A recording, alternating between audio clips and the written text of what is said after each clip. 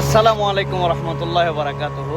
আমরা এখন যে নদীটিতে আছি এটি হচ্ছে মুসলমানদের হৃদয়ের সাথে অঙ্কিত একটি নদী।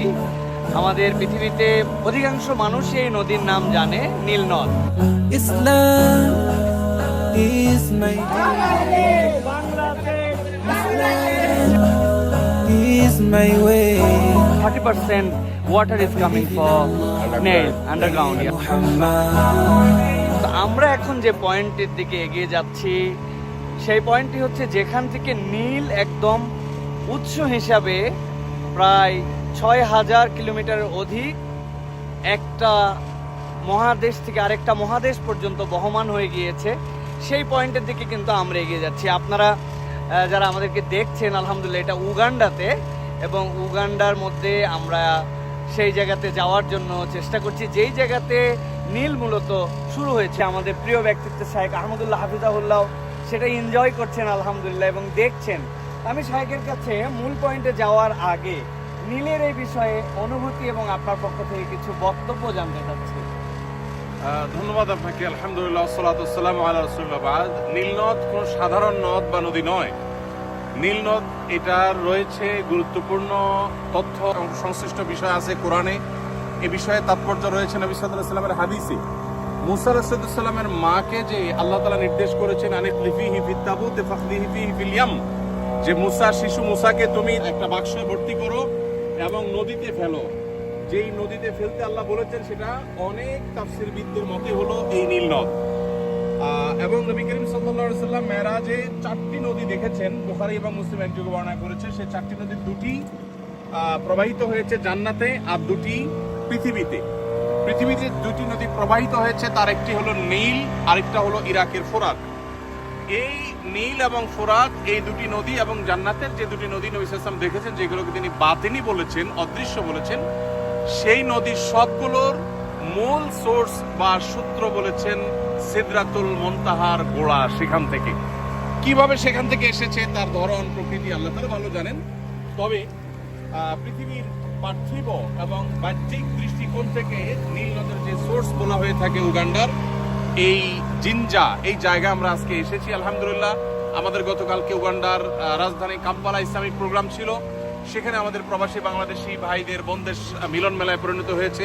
অসাধারণ প্রোগ্রাম ছিল। প্রোগ্রাম শেষে আমরা নীল নদের এই সোর্সটি দেখার জন্য এসেছি আলহামদুলিল্লাহ। আল্লাহ তাআলার একটা অপরূপ সৃষ্টি, অসম্ভব একটি আরেকটা জিনিস আপনার কাছে একটু শুনতে চাই। এই যে একদম যে পয়েন্টে আমরা আছি এটাই হচ্ছে বলা হয় যে নীল এখান থেকে উচ্চারিত হচ্ছে, উচ্চারিত হয়ে এটা বহমান।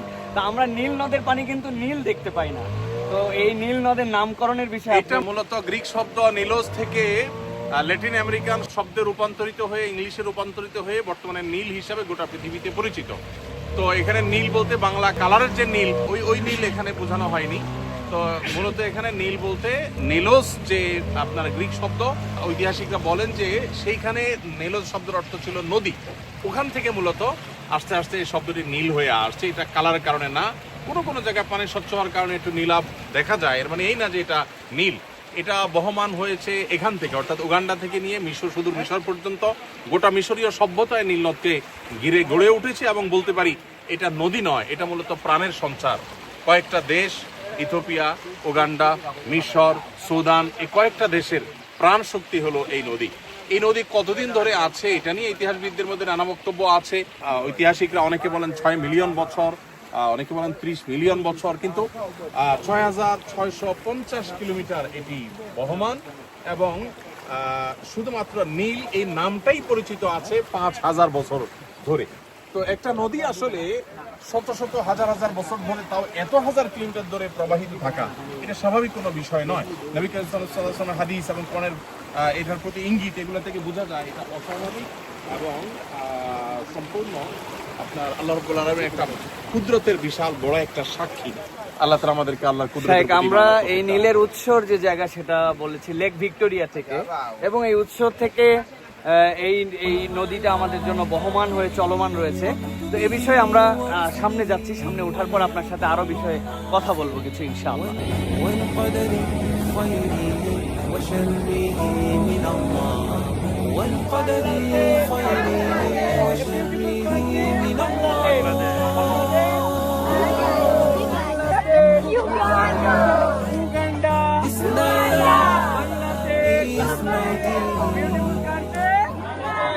আলহামদুলিল্লাহ আমরা একদম যে পয়েন্টে আছি এই ডান পাশে আমরা দেখতে পাচ্ছি যে এটা হচ্ছে তারা যেটা আমাদের কাছে তথ্য দিচ্ছেন যে নীলের যে অংশ থেকে 30% পানি একদম নিচ থেকে আসতেছে আর 70% পানির যে ফ্লো সেটা হচ্ছে লেক অফ ভিক্টোরিয়া থেকে এই নীল প্রবাহমান সেই উগান্ডায় সেই পয়েন্টে ঠিক সেই জায়গাতে এই নদীর তো অনেক বৈশিষ্ট্য অনেকগুলো ফেরাউন তো সম্ভবত এখানে চুবানো হয়েছিল এখানে বলতে এই নীল নদীতে না, এটা নিয়ে আলাপ আছে, ভিন্ন আলাপও আছে। তবে নীল নদের সাথে অনেক কিছুরই আসলে সম্পর্ক আছে। মুসা আলাইহিসসালামের স্মৃতি যেমন আছে, এই নীল নদে ফেরাউনের রিলেটেড অনেক ইতিহাস যেমন এর সাথে জড়িয়ে আছে, আবার একই সাথে এই নীল নদের সাথে সম্পর্ক আছে আরো অনেক কিছু। একটা নদ পৃথিবীর ইতিহাসের সবচেয়ে প্রাচীনতম নদগুলোর মধ্যে থেকে একটা। আমরা নদ বা নদী যেটাই বলি একই জিনিস। এটার সাথে কোরআন এবং হাদিসের সম্পর্ক আছে, এর সাথে হাজার হাজার বছরের সভ্যতা জড়িয়ে আছে।